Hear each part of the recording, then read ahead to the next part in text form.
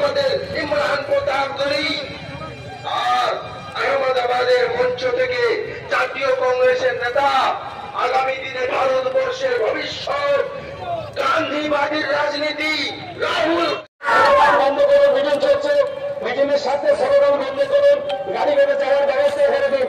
দেশে বাড়ি আমার মুজাফফর সাহেব রাস্তায় আসছেন, আমাদের মাওলানা খায়রুজ্জামান আসছেন, সামনে পান রাস্তা পরিষ্কার করে দেবেন, আসার ব্যবস্থা করে দেবেন।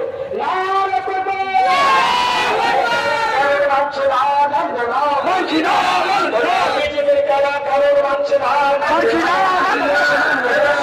ধ্বংসকারী নরেন্দ্র মোদী